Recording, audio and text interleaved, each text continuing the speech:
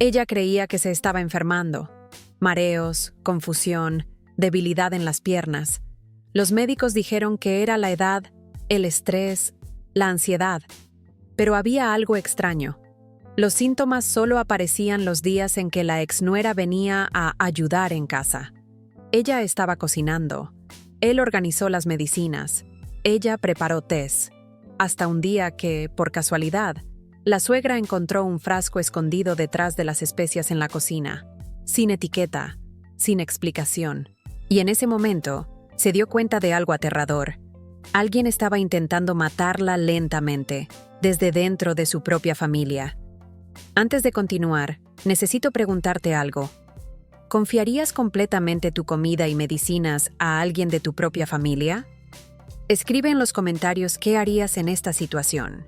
Dale like al vídeo y suscríbete al canal, porque historias como esta demuestran que a veces el peligro no viene de afuera. Viene de alguien que entra a tu casa diciendo que solo quiere ayudar. Cuando mi hijo se separó de su esposa, estaba seguro de que sería la última vez que vería a su exnuera entrar por mi puerta. Los divorcios a menudo acaban no solo con los matrimonios, sino también con los vínculos, las visitas y cualquier intento de convivencia civilizada. Me preparé para la distancia, el silencio e incluso el resentimiento. Pero lo que ocurrió fue todo lo contrario. Ella fue la que permaneció presente. Al principio, pensé que era solo cortesía.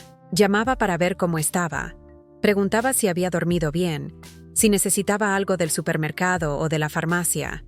Decía, con voz suave y constante, que a pesar de todo lo que había pasado entre ella y mi hijo, yo no tenía la culpa de nada. Siempre ha sido como una madre para mí, repetía, y yo le creía, o quizá quería creerle. Poco después, las llamadas se convirtieron en visitas. Aparecía con bolsas llenas de cosas, trayendo fruta prelavada, verduras picadas, productos de limpieza e incluso flores para la sala. Si le decía que no las necesitaba, sonreía e insistía. Decía que ya había hecho mucho por ella y que ahora le tocaba a ella corresponder. Eso me conmovió. Era difícil negarle algo a alguien que parecía tan agradecida y tan considerada. Se ofreció a cocinar, alegando que necesitaba descansar más. Dijo que no debía forzar mi cuerpo, que la edad requería cuidados. Ordenó la cocina mientras hablaba conmigo, organizó los armarios, limpió todo con una dedicación casi excesiva. La observé, algo avergonzada, pero también aliviada. Recibir ayuda era reconfortante. Las preguntas parecían innecesarias. Con el tiempo, llegó a conocer mi rutina mejor que yo misma. Conocía mi horario, mis hábitos, mis olvidos. Me preguntó por mis medicamentos y se ofreció a organizarlos, diciendo que así no me arriesgaría a tomar la dosis equivocada. Separó todo en cajitas, con una atención que me hizo sentir cuidada y protegida. Delante de los demás, siempre la elogiaban. Vecinos, familiares e incluso mi propio hijo comentaban lo dedicada que era, incluso después de la separación. «¿Qué exnuera tan maravillosa tienes?», decían. Y yo asentía, orgullosa, sin darme cuenta de que su presencia constante no era solo cariño ni gratitud. Hoy, al mirar atrás, comprendo que esa ayuda excesiva, ese cuidado casi asfixiante, no era solo amabilidad, era observación, era control.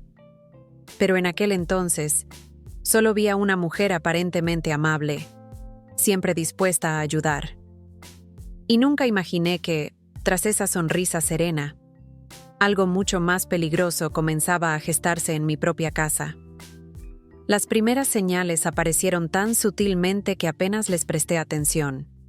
Un ligero mareo después de comer, unas náuseas pasajeras al final de la tarde, un cansancio que fácilmente atribuía a la edad.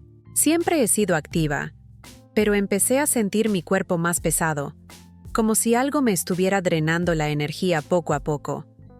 Aún así, no veía motivo para preocuparme. Envejecer trae cambios, decían todos. Con el paso de las semanas, Los episodios comenzaron a repetirse. Ya no era una sensación aislada de inquietud, sino una extraña sensación de confusión, como si mi cabeza estuviera siempre un poco desorientada. A veces me detenía a mitad de frase y olvidaba lo que decía. Otras veces, necesitaba releer el mismo mensaje varias veces para comprender su contenido. Esto me asustaba, pero ocultaba mi miedo tras una risa nerviosa. Fui al médico. Me hicieron pruebas, me tomaron la presión y repetí las preguntas que había hecho días antes. La respuesta siempre era la misma: estrés, ansiedad, quizás el comienzo de un desequilibrio hormonal. Ajustaron mi medicación, me recomendaron descanso y menos preocupaciones. Regresé a casa aliviada, convencida de que todo estaba bajo control. Pero no fue así. Los síntomas empeoraron. Empecé a sentir debilidad en las piernas, como si no me obedecieran del todo. Había días en que tenía que apoyarme en los muebles para cruzar el pasillo. Por la noche, dormía pesadamente, casi artificialmente, y me despertaba con la boca seca y un dolor de cabeza pulsátil. Empecé a temer que estuviera desarrollando algo más grave, algo que las pruebas aún no habían detectado. El detalle más extraño, sin embargo, fue la coincidencia. Poco a poco, me di cuenta de que los días que peor me sentía eran casi siempre los mismos. Precisamente aquellos en que mi exnuera venía a visitarme. Después del almuerzo que me preparó, después del té que insistió en que tomara, después de las pastillas que ella misma me reservó. Los días que no venía, me sentía un poco mejor, más lúcida, más serena. Intenté apartar ese pensamiento. Me parecía cruel, injusto. ¿Cómo podía sospechar de alguien que solo demostraba interés? Aún así, la duda se apoderó de mi mente. Empecé a prestar más atención a mí misma, a mi cuerpo, a las reacciones que surgían sin previo aviso. Empecé a anotar fechas, horas, sensaciones, intentando encontrar un patrón que explicara lo que estaba sucediendo. Algo andaba mal. Lo presentía con claridad. No era solo cansancio, ni un simple olvido. Era como si, poco a poco, alguien estuviera apagando partes de mí, mi fuerza, mi memoria, mi confianza. Y aunque aún no me atrevía a admitirlo, una creciente inquietud comenzaba a tomar forma. Tal vez mi enfermedad no era natural. Tal vez había empezado en mi propia casa. Sin darme cuenta exactamente de cuándo, mi rutina dejó de ser mía. No hubo una conversación directa ni una imposición clara. Fue algo gradual, casi invisible, como el agua filtrándose por las grietas de una casa vieja. Cuando me di cuenta, ya dependía de mi exnuera para cosas que siempre había hecho sola. Decía que necesitaba descansar más, que no era seguro manipular productos de limpieza fuertes, que cocinar podía ser peligroso, ya que me sentía débil. Siempre hablaba con cautela, con un tono preocupado que hacía que cualquier pregunta pareciera desagradecida. Así que cedí. Era más fácil estar de acuerdo que discutir. Empezó a controlar mi horario de medicación. Decía que con tantas dosis diferentes, podía confundirme. Lo organizaba todo en cajitas, separado por día y hora. A veces, me daba la pastilla ya desempacada, con un vaso de agua en la mano. La tomaba sin pensar. Confiaba en ella. Al fin y al cabo, ¿por qué no iba a confiar en ella? Con el tiempo, empecé a dudar de mí misma. Cuando olvidaba algo, ella sonreía y decía que era normal. Cuando me mareaba, insistía en que era consecuencia de la edad. Lo repetí tantas veces que empecé a creérmelo. Empecé a sentirme frágil, dependiente, como si ya no fuera capaz de cuidar de mi propia vida. Sus visitas se hicieron más frecuentes. Siempre había una excusa, una comida que había preparado especialmente para mí, un medicamento nuevo que me había recetado el médico, un producto natural ideal para tranquilizarme. Decía que necesitaba confiar en ella, que estaba ahí para protegerme. Y yo, ya de por sí insegura, me apoyaba en esa presencia constante. Había días en que pensaba en pedir ayuda, llamar a mi hijo y decirle que algo no andaba bien. Pero al poco tiempo, Aparecía mi exnuera y me decía justo lo que necesitaba oír, que exageraba, que era mejor no preocupar a nadie, que necesitaba descansar. Poco a poco, mi hogar dejó de ser solo mi espacio. Era como si siempre me observaran, me guiaran, me corrigieran. Mis opciones disminuyeron, mi voz se debilitó. Y lo más aterrador no fue la dependencia en sí, sino el hecho de que empecé a creer que era necesaria, que, sin ella, no podría afrontar la situación. Hoy sé que ese fue el momento más peligroso de todos, porque cuando alguien consigue hacerte dudar de tus propias capacidades, ya no necesitas usar la fuerza. Solo tienes que esperar. Ese día empezó como cualquier otro. Me desperté con la extraña sensación de siempre. Pesadez en el cuerpo y una ligera confusión mental, como si no hubiera dormido bien. Aún así, intenté seguir mi rutina. Me levanté despacio, fui a la cocina y me apoyé en la mesa, mientras el mundo parecía girar un poco más de lo habitual. Mi exnuera llegaría más tarde, lo sabía. Quizás por eso intenté convencerme de que todo estaba bajo control.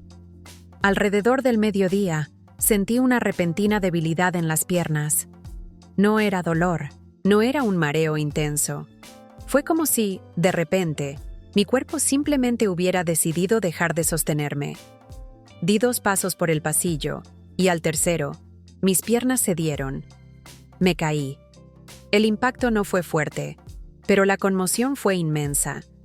Me quedé sentado en el suelo frío, intentando comprender qué había pasado. Mi corazón latía con fuerza y una sensación de vulnerabilidad me invadió por completo. Por primera vez, consideré seriamente que tal vez estaba perdiendo el control de mi propio cuerpo. Minutos después, oí que se abría la puerta. Era ella. Cuando me vio en el suelo, su rostro cambió al instante. Pero no era la desesperación que esperaba. Fue demasiado rápida, demasiado calculada. Corrió hacia mí, me ayudó a levantarme y me sentó en el sofá. Repetía, sin parar, que era normal, que las caídas pasan, que no me preocupara. Lo que me llamó la atención fue lo que no hizo. Él no llamó a mi hijo, él no pidió ayuda, él no sugirió ir al hospital. Simplemente me dio un vaso de agua y una pastilla, diciendo que era para evitar otra caída. Dudé un segundo, pero al final me la tomé. Estaba confundida, demasiado cansada para discutir. Mientras intentaba recuperar el aliento, ella empezó a hablar. Dijo que debía aceptar que me estaba debilitando, que vivir sola quizá ya no fuera seguro. Comentó, casi con naturalidad, que mi hijo había estado preocupado por mí, que quizá era hora de pensar en un cambio. Cada una de sus palabras parecía cuidadosamente elegida. No había agresividad ni prisa. Era como si estuviera plantando ideas, una a una, mientras yo aún me sentía demasiado frágil para reaccionar. Después de que se fue, me quedé solo en la habitación. El silencio resonaba con más fuerza de lo habitual. Mi cuerpo seguía temblando, pero mi mente poco a poco empezó a aclararse. Algo en la situación no tenía sentido. La caída, la pastilla que me dieron de inmediato, su excesiva calma, todo parecía encajar de forma extraña. Fue allí, sentado en ese sofá, que un pensamiento aterrador cruzó mi mente con claridad por primera vez. ¿Qué hubiera pasado si esa caída no hubiera sido un accidente? ¿Qué pasaría si alguien estuviera esperando ese momento exacto? Ese día, casi me caigo. Pero, sin darme cuenta, también empecé a despertar. A la mañana siguiente, me desperté antes del amanecer. Todavía sentía el cuerpo pesado, pero mi mente, por primera vez en mucho tiempo, parecía un poco más despejada. Quizás era miedo. Quizás era sospecha que empezaba a tomar forma. Solo sabía que necesitaba mirar a mi alrededor con otros ojos. Me levanté lentamente, apoyándome en los muebles, y fui a la cocina. Era un lugar que conocía de memoria, cada cajón, cada armario. O al menos eso creía. En los últimos meses, No era yo quien pasaba la mayor parte del tiempo allí. Empecé observando cosas sencillas: los vasos, los cubiertos, los frascos. Todo parecía demasiado normal. Abrí el refrigerador. Lo cerré. Abrí un armario, luego otro.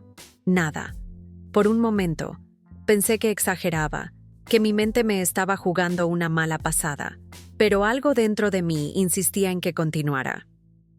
Fue entonces cuando me di cuenta del estante de especias. Había botellas que no reconocí. No eran nuevas, pero tampoco eran mías. Detrás de ellas, casi oculto por la sombra del armario, vi un pequeño recipiente de plástico transparente. No tenía la etiqueta original, solo una pegatina blanca mal pegada con letras casi descoloridas. Cogí la botella con cuidado, como si fuera a explotarme en las manos. Abra la tapa. No había un olor fuerte, ningún color extraño, un líquido claro, inofensivo a primera vista. Pero sabía, con una certeza escalofriante en el estómago, que no debería estar allí. Nunca había comprado nada parecido. Ningún médico me había recetado nada parecido. Mi corazón empezó a latir más rápido. Me senté a la mesa, sosteniendo la botella entre mis dedos temblorosos. Imágenes de los últimos meses pasaron por mi mente como una película mal editada. Los tés que preparaba, los vasos de agua que le ofrecía sin que yo se los pidiera, las pastillas fuera de su envoltorio. Todo empezó a conectarse. Guardé el frasco en el bolsillo de mi abrigo y volví a la habitación. Por primera vez, decidí no tomar ningún medicamento específico para ella. El miedo a enfermarme era grande, pero el miedo a seguir ingiriendo algo desconocido era aún mayor. Pasaron las horas, sin mareos, sin náuseas. Mi mente seguía despejada. No podía ser casualidad. Cuando mi exnuera llegó ese día, ya lo había decidido. La observaba atentamente en la cocina. Cómo echaba un vistazo rápido a los armarios. Cómo abría el especiero con tanta naturalidad, sin notar nada diferente. La botella ya no estaba allí. En ese momento, tuve claro dos cosas. No estaba imaginando nada, y alguien sabía exactamente lo que estaba haciendo. Esa misma tarde, salí de casa con la botella escondida en mi mochila. Mis pasos seguían siendo vacilantes, pero la determinación me mantuvo en pie.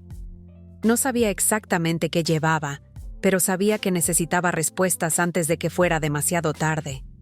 No se lo dije a nadie. Una parte de mí aún temía estar equivocada, y otra parte temía tener razón. Entré en una farmacia lejos de casa, donde nadie me conocía. Pedí hablar con el farmacéutico y le enseñé el frasco, intentando mantener la voz firme. Le dije que era un medicamento que llevaba tiempo tomando y que quería saber exactamente para qué servía. Cogió el envase con cuidado, examinó el líquido a contraluz y frunció el ceño. Preguntó quién había preparado eso. Me preguntó si tenía una receta. Cuando le respondí que no estaba segura, su expresión cambió. Se puso serio. Pidió unos minutos y se fue al fondo de la farmacia. Mientras esperaba, me sudaban las manos y sentía que el corazón se me iba a salir del pecho. Por primera vez, sentí miedo de verdad, no a la enfermedad, sino a la intención que la motivaba. Regresó con un papel en la mano y habló en voz baja, como si eligiera bien sus palabras. Dijo que no era un suplemento, ni una vitamina, ni un té natural, como suele usar mucha gente. Explicó que era un medicamento compuesto, usado en situaciones muy específicas, y que, en dosis pequeñas y continuas, podía causar exactamente los síntomas que yo había estado experimentando: confusión mental, debilidad muscular, somnolencia excesiva, pérdida del equilibrio. Pregunté qué pasaría con el uso prolongado. Respiró hondo antes de responder. Dijo que, dependiendo de la dosis y del organismo de la persona, podría provocar caídas graves, daños neurológicos e incluso consecuencias fatales. No era algo que se le administraría a alguien sin una rigurosa supervisión médica, mucho menos sin su consentimiento. Sentí un escalofrío que me recorrió el cuerpo. Todo tenía sentido ahora. El mareo, el olvido, la caída en el pasillo. Nada de eso era casualidad. Alguien me estaba debilitando poco a poco a propósito. Les di las gracias y salí de la farmacia casi sin sentir el suelo. Afuera, me senté en un banco y observé la actividad callejera, intentando procesar lo que acababa de oír. Mi vida, mi autonomía, mi lucidez.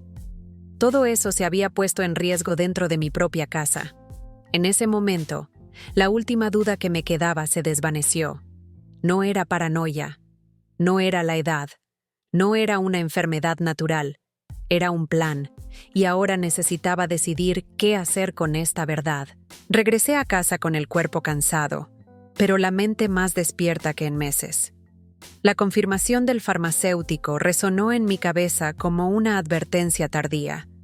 Necesitaba estar completamente seguro, no solo por mí, sino por cualquiera que intentara desacreditar lo que estaba a punto de revelar. Tomé una libreta vieja, de esas olvidadas en un cajón, y me senté a la mesa de la cocina. La abrí por la primera página y empecé a anotar todo lo que recordaba. Los días que mi exnuera venía de visita, las horas, lo que solía preparar, los momentos en que me daba agua o alguna pastilla para aliviarme. Junto a cada fecha, escribí cómo me había sentido después. No tardó mucho en aparecer el patrón. Los días de mayor confusión mental coincidían exactamente con sus visitas. Las caídas, los mareos más fuertes, la fatiga extrema. Todo ocurría pocas horas después de las comidas que ella preparaba o las medicinas que me recetaba. Los días que no venía, o cuando yo rechazaba un té o una pastilla, me sentía notablemente mejor. Más lúcido, más sereno. Cuanto más escribía, más se me revolvía el estómago. Ya no había lugar a dudas. Esto no era casualidad, era repetición, era método. Entonces empecé a revisar exámenes, recetas y consejos médicos antiguos. Nada justificaba esos síntomas tal como se presentaban. Al contrario, algunas pruebas mostraban que, para mi edad, estaba relativamente bien. Eso me asustó aún más. Me di cuenta de que, sin darme cuenta, me habían empezado a tratar como incapaz.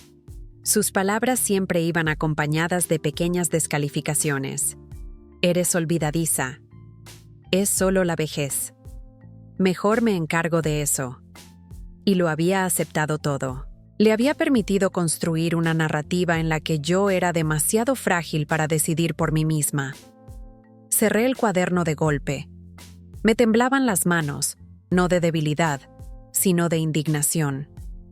No solo me estaban envenenando físicamente, me estaban socavando emocionalmente, poco a poco, hasta que dudé de mi propia cordura. En ese momento, comprendí algo esencial. Si no actuaba, esa historia tendría un final trágico. No solo para mí, sino para la verdad. Y por primera vez en mucho tiempo, sentí algo más que miedo. Me sentí valiente. Tenía pruebas. Y no mentían. Esperé unos días antes de actuar. Necesitaba pensar con claridad, controlar el miedo y, sobre todo, no demostrar que ya sabía demasiado. Seguí actuando como antes, fingiendo fragilidad, aceptando ayuda, observando cada detalle. Mi exnuera parecía tranquila, demasiado confiada. Quizás creía que ya no era capaz de notar nada. Decidí hablar con mi hijo primero. Cuando llegó, me senté frente a él con mi libreta abierta sobre la mesa. Me temblaban las manos, pero mi voz sonaba firme. Le conté todo: los síntomas, las caídas, el frasco escondido, el análisis de la farmacéutica, las notas que coincidían perfectamente con sus visitas. Al principio, reaccionó como yo temía: negación. Dijo que estaba nerviosa, que le parecía una exageración, que ella jamás haría algo así. Luego le entregué la botella. Le mostré el cuaderno. Les mostré los resultados de la prueba. El silencio llenó la habitación. Leyó cada página lentamente. Su rostro palideció. Ya no era posible descartarlo como imaginación. Las fechas, los síntomas, la mejoría los días que no aparecía. Todo estaba allí, demasiado claro para ignorarlo. Decidimos llamarla esa misma noche. Al entrar en la casa, se dio cuenta de inmediato de que algo andaba mal. El ambiente era diferente. No había charlas intrascendentes ni sonrisas de bienvenida. Le pedí que se sentara. Puse la botella en la mesa, justo en el centro, donde no pudiera ignorarla. Por un segundo vi el pánico cruzar su rostro. Ella intentó reír. Él dijo que no sabía de qué se trataba, que quizá era algo viejo, olvidado. Pero su voz se quebró. Sus ojos evitaron los nuestros. Cuando mencioné el nombre del medicamento y sus efectos, el silencio regresó, pesado, sofocante. Luego vinieron las lágrimas.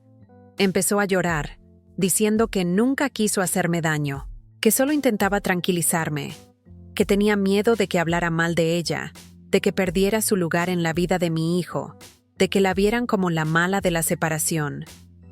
Dijo que todo se salió de control, que no creía que fuera a hacer tanto daño. Cada palabra era como una puñalada lenta. No hubo arrepentimiento real. Había justificación, miedo a perder el poder, miedo a ser olvidado. Mi hijo se levantó, temblando, incapaz de mirarla. En ese instante, la imagen de la mujer servicial, cariñosa y dedicada, se desmoronó por completo. Lo que quedó fue alguien que había cruzado una línea sin retorno. El enfrentamiento no trajo ningún alivio. Trajo una dolorosa certeza. Solo estuve vivo porque descubrí la verdad a tiempo. Tras el enfrentamiento, no se dijo nada durante varios minutos.